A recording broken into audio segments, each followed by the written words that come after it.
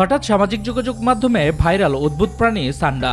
মধ্যপ্রাচ্যে প্রবাসী বাংলাদেশিরা সান্ডা ধরতে দৌড়াচ্ছেন এবং ভিডিও সোশ্যাল মিডিয়ায় ছড়িয়ে পড়ছে, যা নিয়ে হাস্যরসে মেতেছে নেটিজেনরা। আসলে কি এই সান্ডা, আর কেনই বা হঠাৎ করে সামাজিক যোগাযোগ মাধ্যমে ভাইরাল হয়েছে?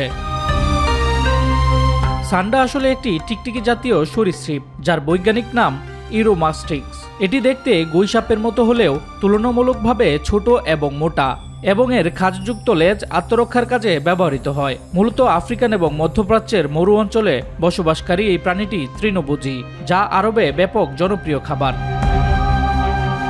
সামাজিক যোগাযোগ মাধ্যমে ছড়িয়ে পড়া ভিডিওগুলোতে দেখা যাচ্ছে প্রবাসীরা মরুভূমির বালির মধ্যে দৌড়ে সান্ডা ধরতে চেষ্টা করছে, এবং কেউ কেউ মজা করে বলছেন সান্ডা না ধরলে চাকরি যাবে, অথবা সান্ডা না পেলে ভিসা ক্যান্সেল।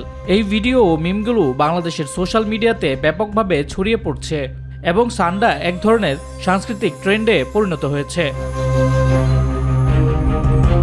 ইসলামের দৃষ্টিকোণ থেকে সান্ডা মাকরুহ হিসেবে বিবেচিত হলেও হানাফি ও মাযহারে এটি হারাম। তবে সান্ডা নিয়ে আরও একটি প্রচলিত ধারণা হলো আয়ুর্বেদিক চিকিৎসায় ব্যবহৃত হয় সান্ডার তেল, যদিও এর কার্যকারিতা বৈজ্ঞানিকভাবে প্রমাণিত নয়। সোশ্যাল মিডিয়ার এই দুনিয়ায় যা আমরা দেখি তা শুধুমাত্র বিনোদন নয়, বরং মানুষের জীবনযাত্রার গল্প, যা কখনো হাস্যরসের আড়ালে, কখনো বা গম্ভীর সত্যিরূপে উঠে আসে।